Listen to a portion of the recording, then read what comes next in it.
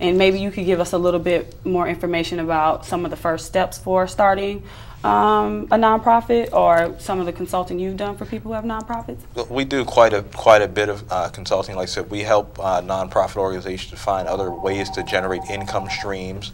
But for the young lady, the best thing to do is, we may not have enough time on the show to go through that. So to give us a call at my office, the number is 305-778-3636. We can walk through, see what type of business she wants to do or nonprofit she wants to do.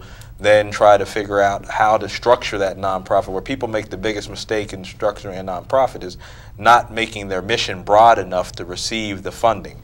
A lot of times they don't put a board together that's good enough to be able to receive funding. So there's a lot of things that have to go into establishing that and creating that nonprofit to be able to receive the dollars that they may need. Okay, now let me see if there's another question here. So, hello, welcome to Fiscally Fit. Yes, I just have a question. If you're a young student and trying to start off your own business, what exactly procedures would you take in doing that? Okay, and we'll answer that. G, can you give us a little bit coming out of college, starting your own business? Coming out of college, definitely have a strong business plan.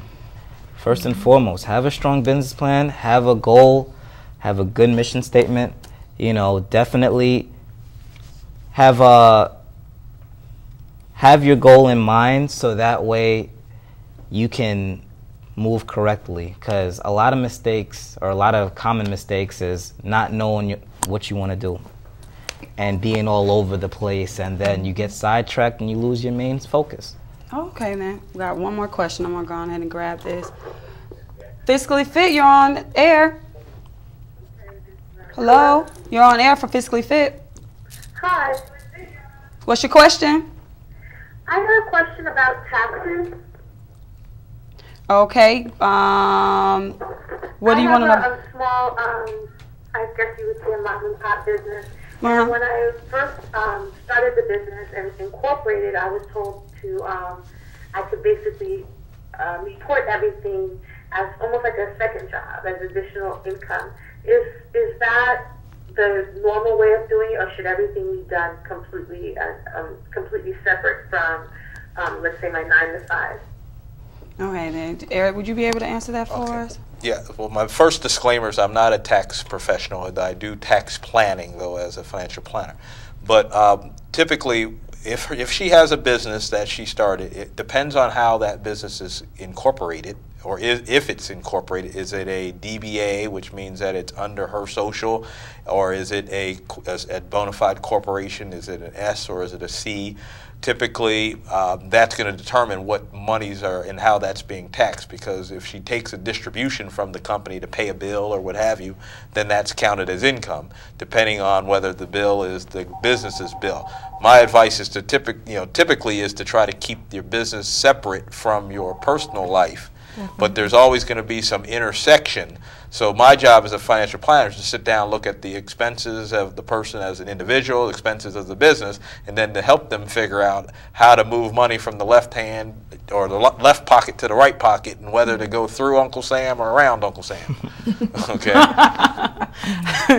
Yeah, something you want to not be having any tax evasion issues. Exactly. Right? Tax avoidance. Okay. Or tax deferment. Tax deferment is the right word. We do have one more question, and this will be our last for the evening. So, all right, you're on Fiscally Fit.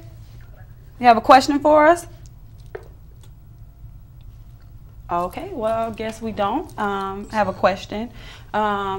We have definitely come to the end of the show. It has been really great talking with you guys, and I hope, family, that you've gotten some information. They're going to tell us, again, how you can get in contact with them. Please do so. Talk to them and find out what it is. Tap this resource that you have here. So starting with Eric, tell us tell the family how they can get in contact with you. Eric Pettis, Pettis & Dawkins Financial Group, pdfgi.com, or 305-778-3636, Or I have a Facebook under Eric Pettis. You can send me a friend request or a message through Facebook as well. Again, Pettis Dawkins Financial Group, pdfgi.com. Trainofthoughtclothing.com.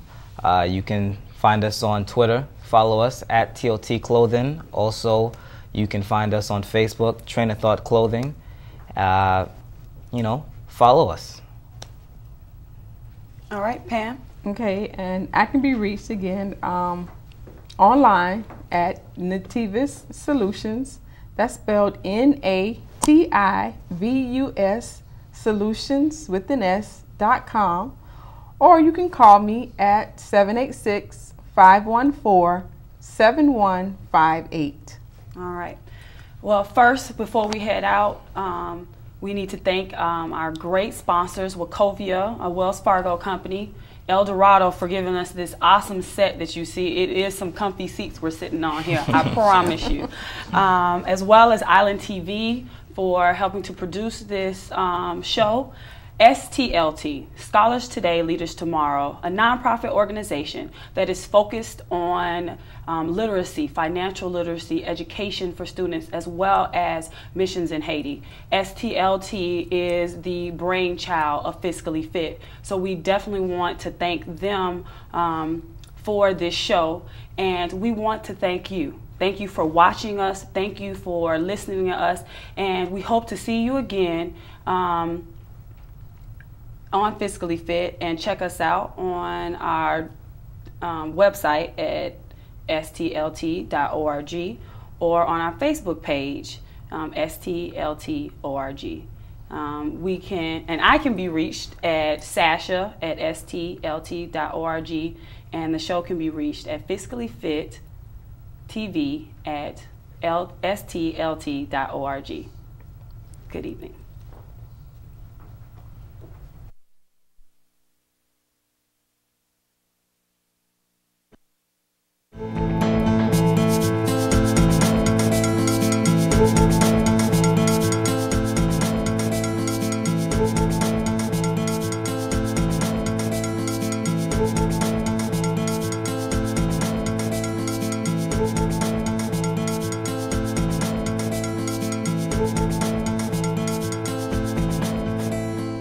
Fiscally Fit was brought to you by Wachovia Bank, a Wells Fargo Company, El Dorado Furniture, and Scholars Today, Leaders of Tomorrow.